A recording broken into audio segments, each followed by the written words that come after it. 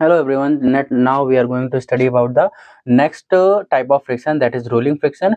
In the previous video, I had told you two types of friction, that is static friction and sliding friction. Now we are going to study about the new type of friction, that is rolling friction. तो यहाँ पे rolling friction की बात हो रही है। इसमें क्या होता है कि when one body rolls over the surface of another body, the resistance to its motion is called rolling friction. तो आप लोग फ्रिक्शन के बारे में पढ़ रहे थे। फ्रिक्शन क्या करता है? मोशन को अपोज करने का काम करता है। तो यहाँ पे क्या होती है कि जब एक बॉडी रोल करती है मतलब दूसरे बॉडी के सरफेस पे जब रोल करती है, तो यहाँ पे रेजिस्टेंस टू इज मोशन को रेसिस्ट करने का काम करता है। मतलब एक तरह से कह सकते हो कि मोशन को रोकने का काम करता है ये फ्रिक्शन। और इस टाइप ऑफ फ्रिक्शन को क्या बोलते हैं? रोलिंग फ्रिक्शन बोलते हैं। ये रोलिंग फ्रिक्शन तब अप्लाई होता है जब कोई भी एक जैसे कह सकते हैं कि ये रोलिंग फ्रिक्शन तब अप्लाई होता है जब कोई बॉडी दूसरे सरफेस पर, कोई भी बॉडी जब दूसरे सरफेस पर रोल कर रही हो, जब रोल कर रही हो तो वहां पे रोलिंग फ्रिक्शन हो जाएगा, लाइक दैट। यहाँ पे देखिए, this is the first surface, this is the body which is rolling on the surface. ये क्या हो रही है? ये बॉडी जो है ये रोल कर रही है। देखो यहाँ पे ना तो ये स्टैटिक है, ना तो ये स्लाइड कर रही है। ये क्या कर रही है भैया? ये कर रही है रोलिंग। देखिए, रोलिंग करने का काम कर रही है। मतलब एक तरह से देखिए, रोलिंग करने का काम कर रही है। तो जब रोलिंग कर रही है तो रोलिंग फ्रिक्शन, जब रुका हुआ है तो स्टैटिक फ्रिक्शन, जब स्लाइड कर रहा है तो स्लाइडिंग फ्रिक्शन। बहुत सिंपल है सारी चीजें। तो यहाँ पे रोलिंग फ्रिक्शन होता है। रोलिंग फ्रिक्शन क्योंकि फ्रिक्शन है तो मोशन को रेसिस्ट करने का काम तो करेगा ही करेगा। अब उसके बाद क्या है? Rolling reduces friction. रोलिंग करने की वजह से क्या होता है कि फ्रिक्शन, रोलिंग करने की वजह से क्या होता है कि रोलिंग करते हैं तो reduces friction. Rolling reduces friction, इसका मतलब ये होता है कि रोलिंग करने से जो फ्रिक्शन होता है वो लेस हो जाता है, फ्रिक्शन करने कम हो जाता है। It is easier to roll than slide. Slide करने से अच्छा है कि भैया आप कोई चीज रोल कर लीजिए।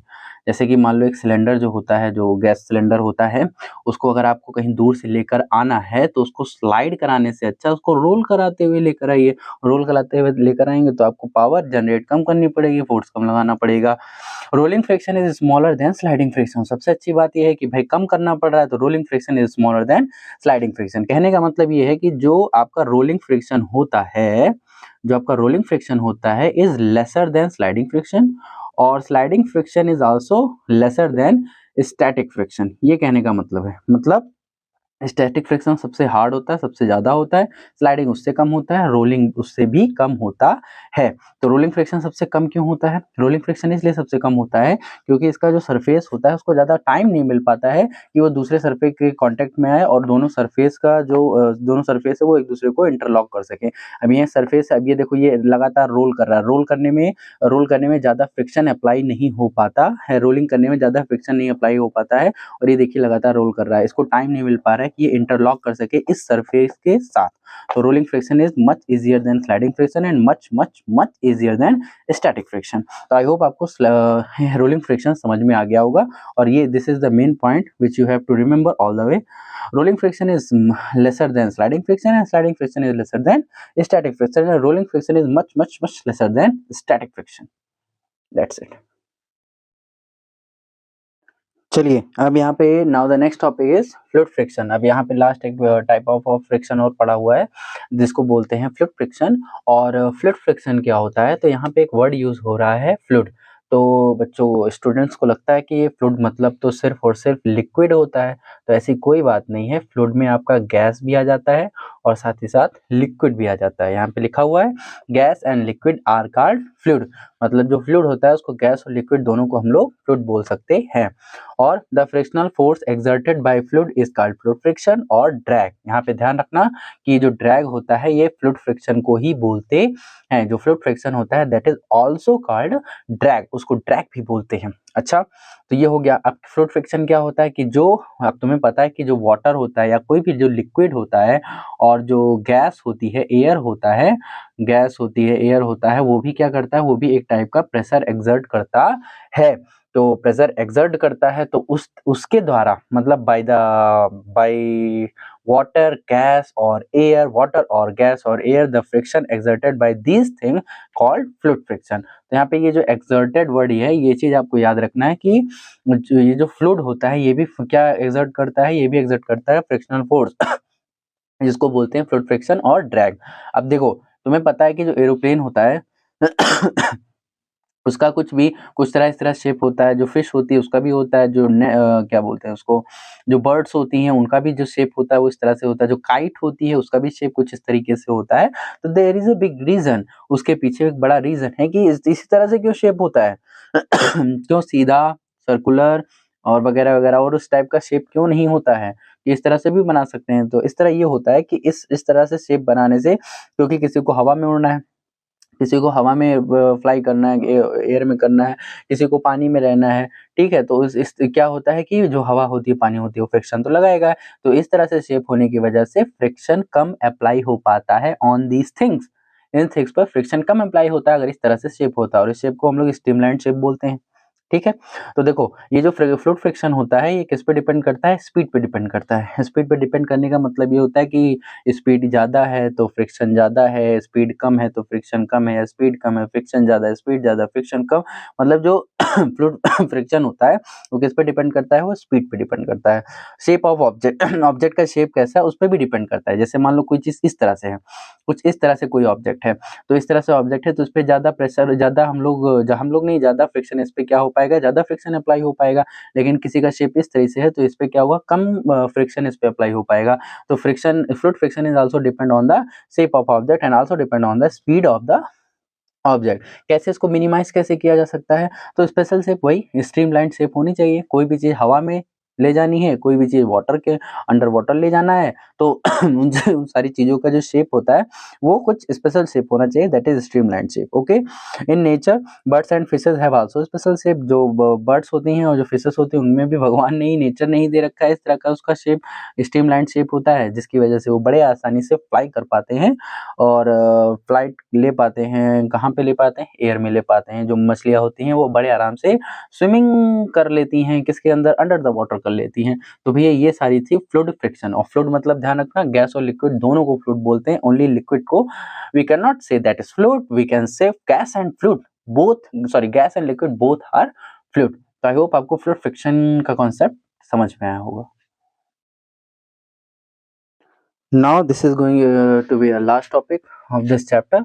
यहाँ पे अब हम लोग पढ़ने वाले हैं इंक्रीजिंग फ्रिक्शन और रिड्यूसिंग फ्रिक्शन। इसका मतलब ये होता है कि कैसे फ्रिक्शन को बढ़ाया जा सकता है और कैसे फ्रिक्शन को कम करा जा सकता है। फ्रिक्शन को बढ़ाना और फ्रिक्शन को कम करना, you must know how to increase friction and how to reduce friction. तो सबसे पहले कि जो जो आपका शूज़ होता है, शूज़ के नीचे का नीचे का जो सोल होता है उसमें थोड़ी सी कटिंग्स होती हैं और अलग-अलग टाइप के, मतलब अलग-अलग टाइप के उसमें स्ट्रोक्स होते हैं, कटिंग्स होती है। तो कटिंग्स क्यों होती है? फ्रिक्शन को बढ़ाने के लिए, क्योंकि किसी भी सरफेस पे आप चलते हैं तो स्लिप ना करे, तो इसलिए वहाँ पे ढेर सारे क्या पाए जाते हैं? कटिंग्स होती हैं उसमें। टायर्स में भी उस तरह से कटिंग्स पाई जाती हैं कि इसको इंक्रीज़ करा जा सके फ्रिक्शन को, ठीक? तो उसकी वजह से क्या होता है कि सोल और टायर्स और क्या बोलते हैं, सरफेस के बीच पे फ्रिक्शन ज़्यादा बढ़ पाता है, जिसकी वजह से ये सारी चीज़ें जो है स्लिप नहीं करती हैं। जो ब्रेक पैड्स होते हैं, ब्रेक के जो पैड्स होते हैं, जैसे अब भाई तुम्हें ब्रेक लगाना है, तो ब्रेक लगाना है, ब्रेक इस पे तुम ब्रेक लगाओगे और ये स्लिप कर जाए तो ब्रेक नहीं लगेगा, एक्सीडेंट हो सकता है। इसलिए जो ब्रेक के पैड होते हैं वो स्पेशल टाइप के बनाए जाते हैं, रबड़ के बनाए जाते हैं, जिसकी वजह से क्या होता है कि फ्रिक्शन को इंक्रीज़ किया जा सके, और जब आप इस पे हाथ लगाएँ या मतलब इस पे जब पैर रखें तो उसकी वजह से क्या होगी, ये स्लिप ना करे। Apply course substance in hand, क्या जैसे जो जिम्नास्ट होते हैं, जो जिम्नास्टिक होते हैं या जो एथलीट होते हैं, जो पावर लिफ्टर होते हैं, जो आपके पावर लिफ्टर होते हैं, वो क्या करते हैं कि जब वो अपना पावर लिफ्टिंग करने चलते हैं, तो उनका जो क्या बोलते हैं इसको, जो मतलब जब पावर लिफ्टिंग करने का स्टार्ट करते हैं तो अपने जो हैंड्स होते हैं, हैंड में चॉक पाउडर लगा लेते हैं, या हाँ, चॉक पाउडर वो अपने हैंड में लगा लेते हैं या मिट्टी लगा लेते हैं। तो उसकी वजह से क्या होता है कि उनके हैंड और इस बारबल कर्ल के बीच में जो है फ्रिक्शन ज़्यादा बढ़ जाता है, जिस वजह से इसको जब ये उठाते हैं तो स्लिप नहीं करता है। तो ये जब इसको जब हाँ, तो फिर वो क्या होता है कि उसकी वजह से फ्रिक्शन बढ़ जाता है। तो इस तरह से कुछ करके हम लोग फ्रिक्शन को बढ़ा सकते हैं, चॉक पाउडर लगा के, और ये सारी चीज़ें हैं। Now move to the reducing friction. Friction को रिड्यूस कैसे करें भैया? बढ़ा तो लिया, बड़ी दिक्कत हो गई, बढ़ा तो लिया, अब घटाना भी है। तो घटा कैसे सकते हैं? लुब्रिकेंट्स। लुब्रिकेंट्स क्या होते हैं? जैसे ऑयल हो गया, ग्रीस हो गया, ये लुब्रिकेंट्स होते हैं। तो किसी भी चीज़ में अगर आपको फ्रिक्शन को कम करना है तो वहाँ पे ऑयल और ग्रीस को डाल दीजिए, लगा दीजिए, सेट कर दीजिए, या फिर हाँ, मतलब यूज़ कर लीजिए। तो उसकी वजह से क्या होता है कि वहाँ पे फ्रिक्शन कम हो जाता है। ठीक है। पाउडर कैसे, जैसे जो कैरम बोर्ड होता है, कैरम जब हम लोग खेलते हैं तो स्ट्राइकर को बढ़िया से स्लाइड कर सके, इसलिए हम लोग क्या करते हैं, उस पर पाउडर डाल देते हैं ताकि स्ट्राइकर अच्छे से काम करे। और ऑयल इन हिंजेस जो दरवाजे होते हैं, आपको पता है जो डोर्स होते हैं, और वो डोर्स में को जैसे जब ओपन क्लोज करते हैं तो यहाँ पे जो हिंजेस लगे होते हैं, उन हिंजेस पे हम लोग ऑयलिंग करते हैं। ऑयलिंग करने की वजह से क्या होता है कि जो दरवाजा होता है वो स्मूथली खुलता है, स्मूथली बंद होता है। लेकिन अगर ज़्यादा दिन तक हम लोग ध्यान ना दें तो क्या होता है कि यहाँ पे बहुत रफनेस आ जाती है। रफनेस आती है ड्यू टू फ्रिक्शन बढ़ जाता है, उसकी वजह से यहाँ रफनेस आ जाती है, तो दरवाजा ठीक से बंद नहीं होता और खुलता नहीं, चढ़ चढ़ चढ़ चढ़ की आवाज़ आती है। तो अगर यहाँ पे हम लोग ऑयलिंग कर देते हैं तो बड़ा स्मूथली काम करने लगता है। ग्रीसिंग करना, ठीक है, बाइसाइकिल, बाइक, इसमें सब में ग्रीसिंग करना। और जो ये कशंस होते हैं, किसी भी चीज़ पे कशन डाल देना, तो उसकी कशन डाल देने की वजह से क्या होता है कि कशन की वजह से क्या होता है कि फ्रिक्शन भी कम हो जाता है। तो these are the types to increase friction, and these are the ways to increase friction, and these are the ways to reduce friction. Now your chapter is complete, totally complete. Thank you, and I hope आपको ये video अच्छी लगी होगी।